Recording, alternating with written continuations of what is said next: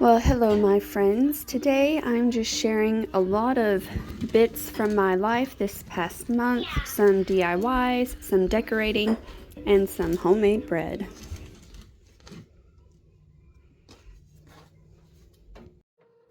Here is another Dollar Tree haul. They have lots of seeds, flowers, and since I spent a good little penny on seeds last year and they all died, I saw these at Walmart or Dollar Tree and I thought, okay, I'll just spend a fraction of the cost on these and maybe these will not die and then I won't be out so much money. And they were 4 for $1, so they were basically 25 cents, but I thought that meant that I had to buy 4 for the $1, but you don't have to do that. I don't know what I was thinking. I think I was just so excited to find these awesome flowers at the Dollar Tree. They also had these really nice looking pots. They are obviously plastic, but they still look really nice, and I'm excited to use those. Now here's my aloe vera plant that my mama gave me about a year ago, and she is looking gnarly. So I thought, okay, let me take her out, let me fix her up, doctor her up. She had like mold on the inside. And I think it's because she's sitting so high up in my kitchen where the humidity and heat goes from cooking. And I'm wondering if that's why. But look, I just picked these up. They were not even like in the dirt. Is that how an aloe vera plant is supposed to be? I'm not really sure. I don't think so. So I took all the bad parts off of the plant and threw them out. I added some potting soil to raise the level of the dirt and to give it some more, nutrition, I guess. And honestly, right now, she is not even looking too good. Like, this looks good here. This is when I am doctoring her up. I don't even know if I did it correctly. But right now, she's just like wilting away, and I have no idea what to do. I put her here on my windowsill to give her some fresh air and sun and, kind of make her feel better. But I don't know. My poor little aloe vera plant is not doing well.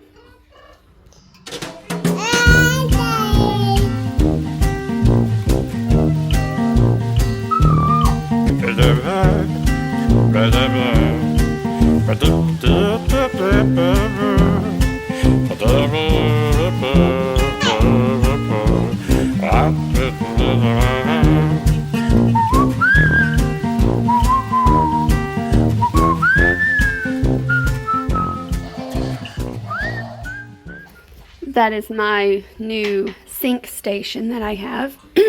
And I recently bought this cute little mannequin at the thrift store for $5, but I was not a fan of the orange. So I decided to take some black paint and fix her up. And I will say that I like it so much better with the black paint.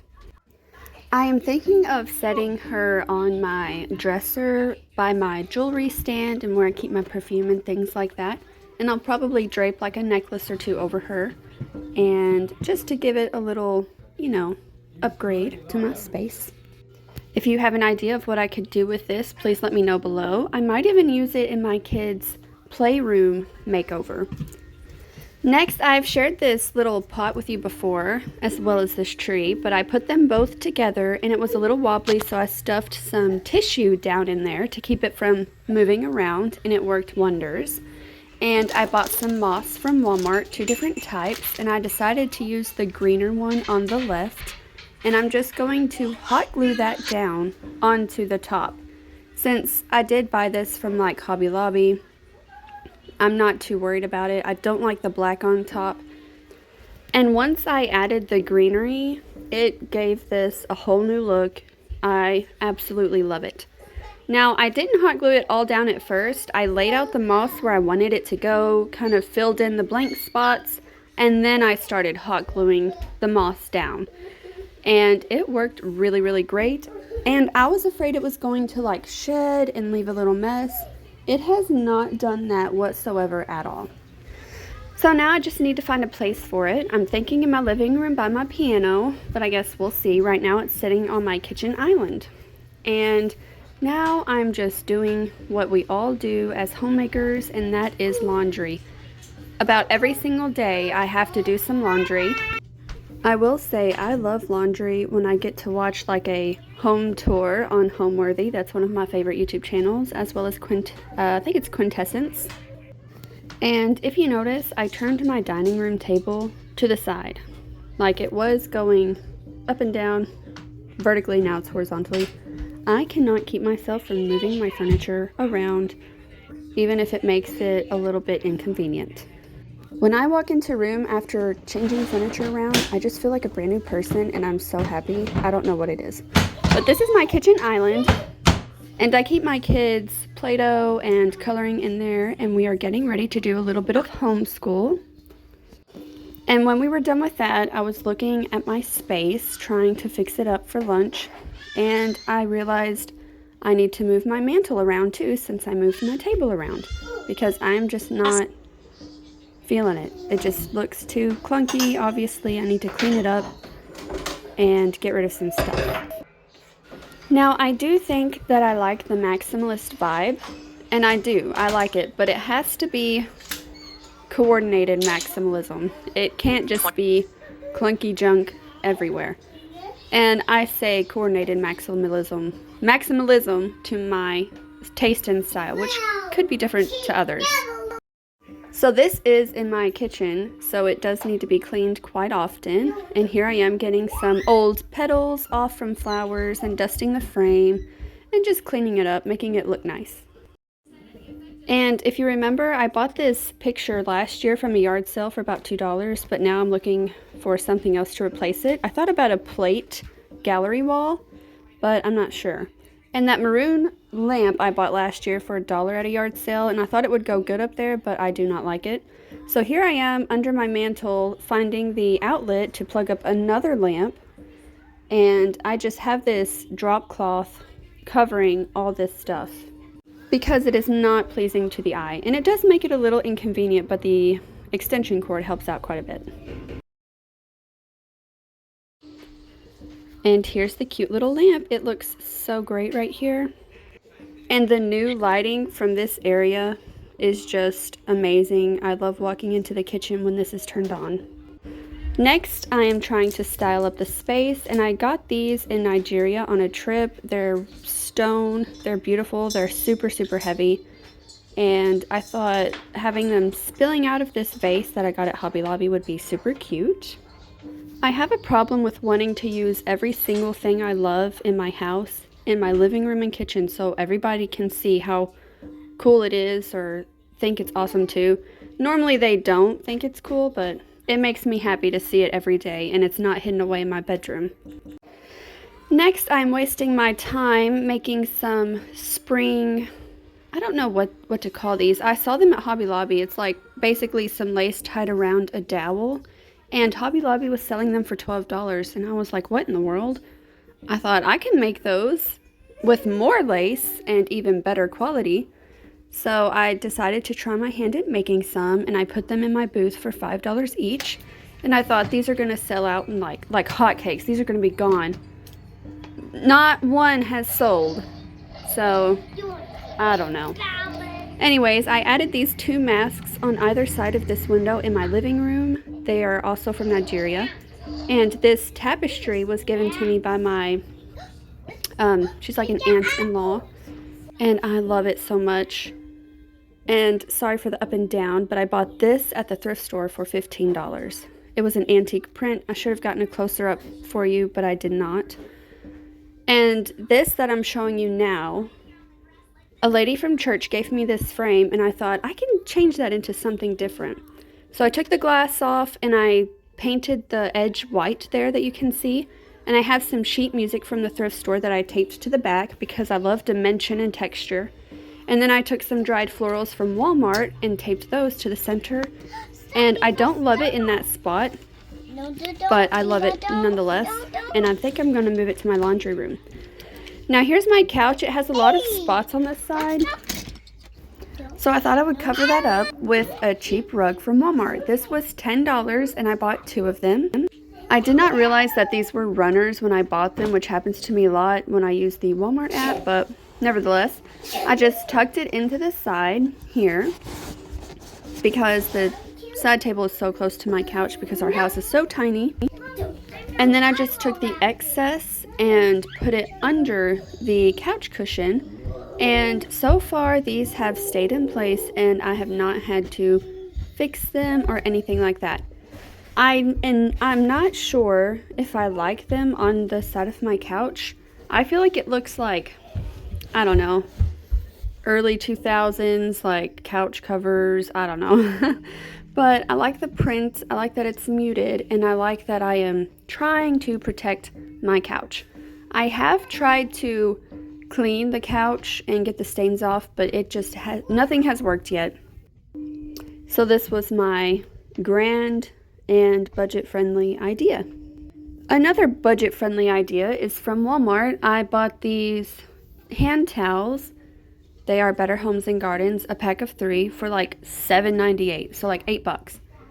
These are my absolute favorite. They're huge. I love to lay them out for my dishes to dry on. I also love to decorate with them, and I just love the colors and the patterns. They have other colors that they come in, and they're like a nice towel. I just love them so much. So if you want that like country vibe, or well, not vibe, aesthetic, or that old world aesthetic, these are a great budget-friendly new item you can buy at Walmart. And here they are, or here's one just styled on my vintage oven, which I love. If anyone else has a vintage oven, please let me know down below. What do you love it and what do you hate about it? Next, I bought this roll of velvet ribbon off of Amazon. It was like $5, and it's a ton of ribbon. And if you're in the like interior world, you'll know that the big thing right now is like pops of red. And so I thought, why not buy red ribbon and see if I can put it on my arch, because I did have it black and white stripes, but I didn't like that. So let me know down below, what would you do with it? And next, if you remember in my entryway, I had that horse hunting scene on that easel that I bought off Facebook Market. Well, I've decided to change that up for spring since I've bought this floral painting at Hobby Lobby, but that is so small. And I was like, how can I make this bigger? Can I add a frame around it? What can I do? And then I remembered this $3 mirror I bought at a yard sale last year. And I thought, okay, I'll just command strip it to the mirror. Well, I did that and put it on the easel, but the art piece kept falling off the mirror. And so I was like, I'm gonna have to do something else. So I'm doing the command strips, but I'm also going to hang it in place with some ribbon. And so that's what I was doing. I was deciding between this blue and the red velvet. I, of course, landed with the cute, dusty blue. This color is perfect for spring, and it complements the painting. If you ever add artwork together like this, please let me know below. I would love to know your tips and tricks. But I will say that this has held up. It has not fallen off the mirror since I tied the ribbon to the back. And these are just 2 little mini command hooks that I put on the back here, and they have stayed in place. I assume the paper on the back of this mirror has helped with that. So a lot of DIY and decorating is trial by error, and I have done so many things that I absolutely hate, but I got the idea out of my head, and sometimes you don't know what you're going to love or hate until you get it up there and you look at it and you live with it for a few days. And that's what I do a lot. Now I'm just wanting to add some bows, and it took me a long time to like get the length correct on these, because one side would be too long, one side would be too short, and so this took me a little while. That's why I had to put it in fast speed for you all. And then I was trying to decide where to put the bow. Do I want it in the center? Do I want it on the side? I don't want it to like take away from the art. And then I saw, you know, I'm putting it here on the sides of the ribbon, and that is where I decided to do it. And I just took some hot glue, stuck it to the back of the bow that I made, and stuck it on the ribbon.